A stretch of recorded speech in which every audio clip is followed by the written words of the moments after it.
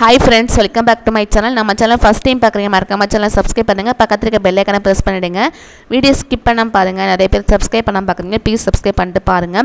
அப்புறம் இன்னைக்கு வந்து நம்ம பார்க்க போற டாபிக் வந்து என்னோட டேட் 7 ஸ்டைல் வேக் தான் பார்க்க போறீங்க. ஸோ இன்னைக்கு வந்து லஞ்ச் வந்து ரசம், அவரைக்காய் பொரியல், அப்புறம் வந்து உருளைக்கிழங்கு வறுவல், பாவக்காய் வறுவல். ஸோ இன்னைக்கு வந்து இதான் இன்னைக்கு லஞ்சு. ஃபுல்லாகவே இன்றைக்கி கூட்டு வகைகள் அதிகம். ஸோ அன்றைக்கி வச்சு வீடியோ எடுத்து வச்சுருந்தா வீடியோ எப்படியே மிஸ் ஆகிட்டுப்பா அன்றைக்கி. அதான் ஃபோட்டோ வச்சு பண்ணேன். தயிர் இருந்துச்சு, தயிரை வந்து நான் இக்னோர் பண்ணிட்டேன் எனக்கு உடம்பு சரியில்லைன்னு.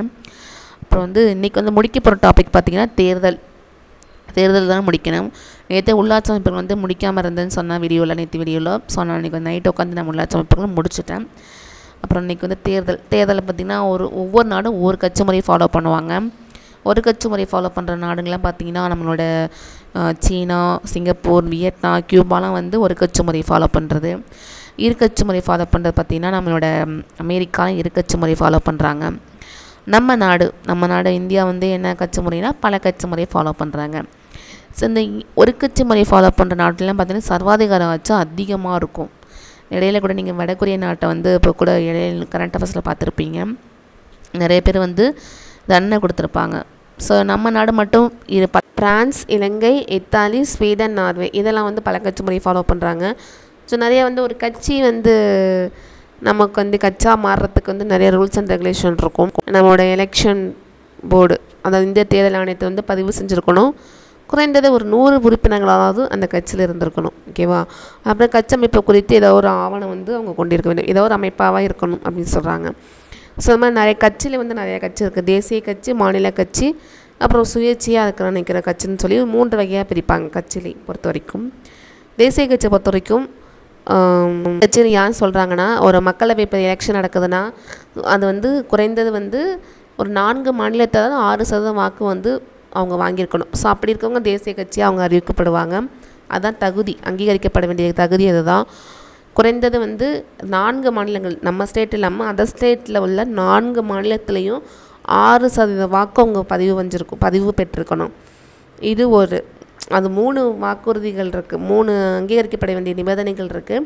ஸோ நான் ஃபஸ்ட்டு நிபந்தனை மட்டும் அதை சொல்கிறேன். அதை வந்து ஈஸியாக புரிஞ்சுக்கிற மாதிரி இருக்கும். ஒரு நிபந்தனை பார்த்திங்கன்னா 4 மக்களவை தொகுதியில் அவங்க வெற்றி பெற்றிருக்கணும். அதர் ஸ்டேட்டு 4 மக்களவை தொகுதியில் வெற்றி பெற்றிருக்கணும். 6% இல்லாமல் இது பெற்றிருந்தால் இவங்க தேசிய கட்சி அறிவிப்பாங்க. இல்லாட்டினா 3 மாநிலங்களில் 2% தொகுதிகளே வெற்றி பெற்றிருக்கணும் அப்படின்னு சொல்லுவாங்க. ஸோ எல்லாருக்கும் நோட்டா பற்றி தெரியுமா? நோட்டானா என்னென்னா நன் ஆஃப் த அபோவ், எனக்கு வந்து எலெக்ஷன் போடுறது விருப்பமே இல்லை, நான் நிராகரிக்கிறேன் அப்படின்னு சொன்னாங்கன்னா இந்த ப்ரெஸ் பாயிண்ட் இருக்கும். அந்த ப்ரெஸ் பாயிண்ட் வந்தால் நமக்கு வந்து அந்த ஓட்டு வந்து நோட்டால் போய் விழுந்துடும். ஸோ இதை வந்து எப்போ அறிமுகப்படுத்தினா 2014 தான் முதல்ல பொது தேர்தலில் வந்து அறிமுகப்படுத்தாங்க இந்திய தேர்தல் ஆணையம். ஸோ அதாவது உலகிலே வந்து நோட்டா அறிமுகப்படுத்திய 14வது நாடு எதுனா இந்தியா. ஸோ நிறைய நாடு வந்து நோட்டை அறிமுகப்படுத்தியிருக்காங்க. கொலம்பியா, உக்ரைன், பிரேசில், வங்கதேசம், பின்லாந்து, ஸ்பெயின், ஸ்வீடன், சிலி, அப்புறம் பிரான்ஸு, பெல்ஜியம், கிரீஸ், இந்த மாதிரி சொல்லிகிட்டே போகலாம். அமெரிக்கா கூட வந்து இடையில வந்து அறிமுகப்படுத்தியிருப்பாங்க ஒரே ஒரு மாகாணத்தில். ஸோ இது மாதிரி நோட்டா. அப்புறம் பார்த்திங்கன்னா இன்னொரு விவிபேட்னு சொல்லுவாங்க. அது என்னென்னா அதாவது ஓட்டர்ஸோட வெரிஃபைட் பேப்பர் ஆடிட் ட்ரையல்னு சொல்லுவாங்க. நம்ம ஓட்டு போட்ட பிறகு அவங்களோட புகைப்படம் வரும், கட்சி பேர், அவங்களோட புகைப்படம்லாம் அதில் வந்து காட்டுவாங்க.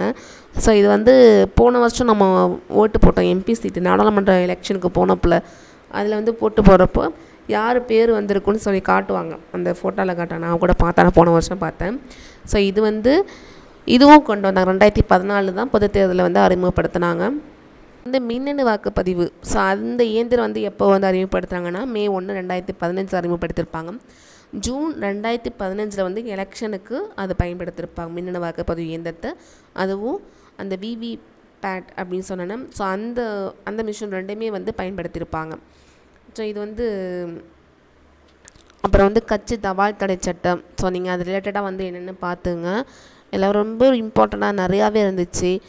அப்புறம் வந்து 4 ஆர்டிகல்ஸ் வந்து மெயினாக இருந்துச்சு. 324, 325, 326, 327, 328, 329, 329 ஏன்னு இருக்கும்.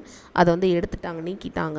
ஸோ இன்றைக்கி வந்து ஸ்டடி வந்து தேர்தல். ஸோ எல்லாத்த விட இன்றைக்கி வந்து கொஞ்சம் நல்லாவே சீக்கிரமாகவே முடிச்சிட்டேன். இன்றைக்கி வந்து ஈஸியாகவே இருந்துச்சு. ஸோ என்னையோட ஸ்டடி விலாக் ஓவர். தேங்க்யூ.